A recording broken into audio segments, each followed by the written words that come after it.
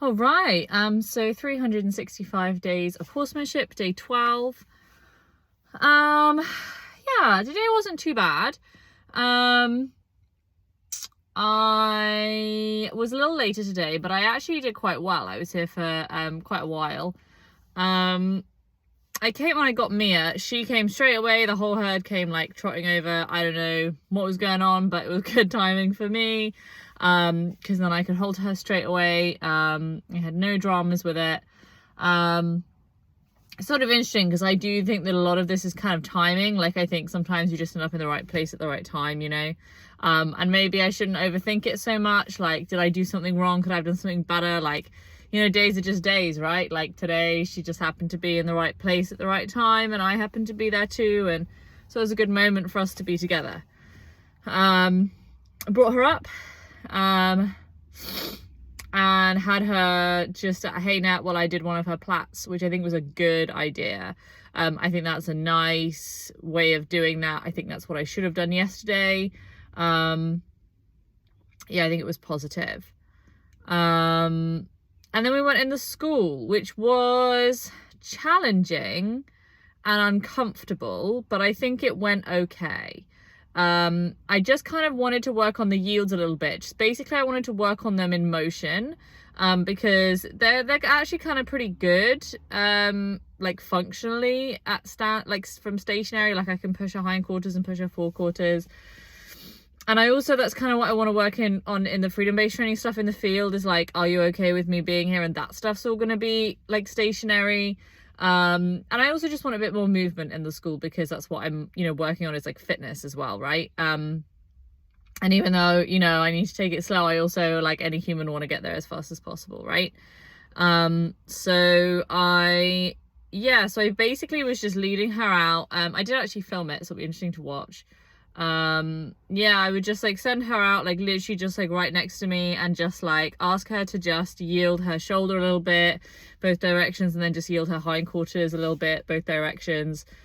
And it, you know, it was okay. I kind of got a bit unsure about, like, I stopped quite fast the first couple times, and then the second time with the shoulder, I just wanted her to feel better about it rather than just doing it. I wanted it to feel better, because the first couple times it was like, I can't do it, I don't want to do it. And then we did it, and then the second time it's like we did it straight away, but we were mad about it. So it's like, I don't want to leave her on being mad about it, you know? And I kind of worried that I had like moved too fast, but also like, you know, I also need to remember, like, I am actually dominance training, you know? So it's like, it's okay to kind of push the boundaries a little bit and allow her to be a little bit uncomfortable, as long as it gets better, right? Which it did. I think it did. I think it was, I don't know that we're really there, but I also think that with some consistency and repetition, I think we could get there, which would be good. Just definitely starting really small and just like really working on that quality.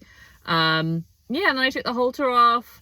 And we kind of had a little bit of fun at Liberty. She wasn't like super connected to me like she was that other day that I played with her.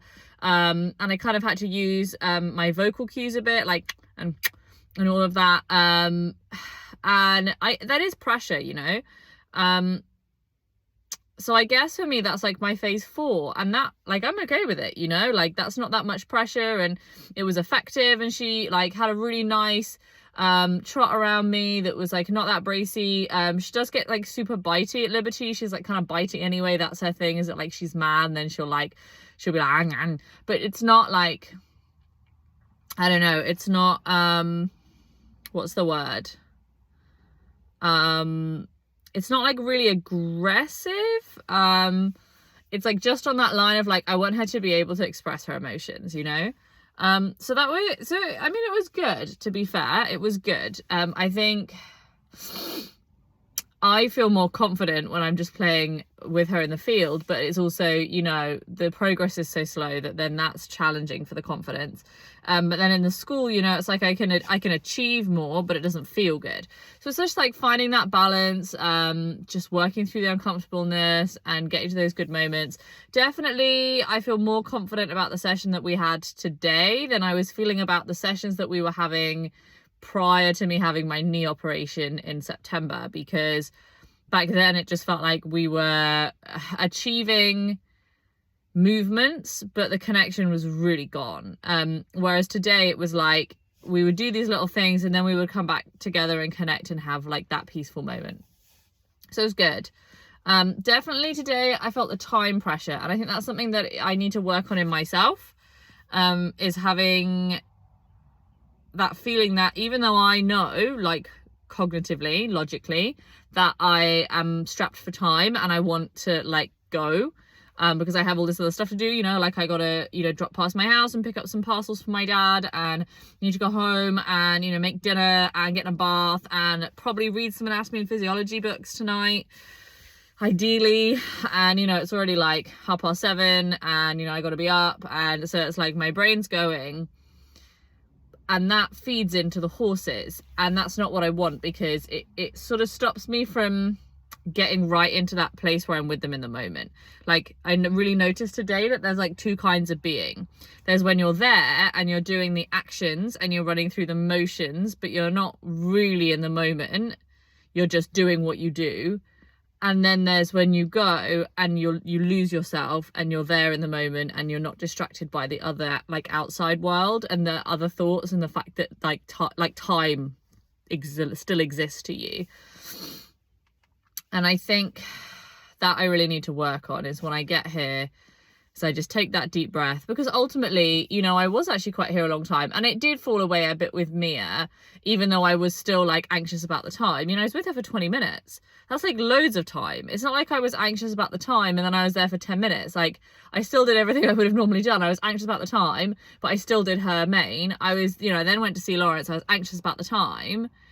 And I didn't spend so much time with Lawrence, but I didn't kind of really feel that I needed to today. I just was in flow with him at a distance. But it was difficult to be in flow with him because my mind was so distracted today. I was definitely really distracted today.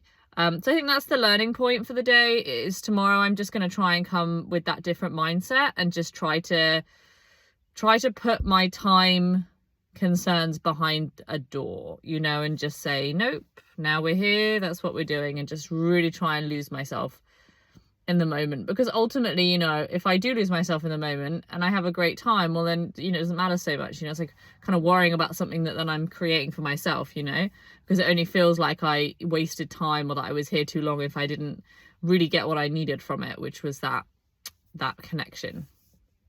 So it was, you know, it was okay. It was okay today.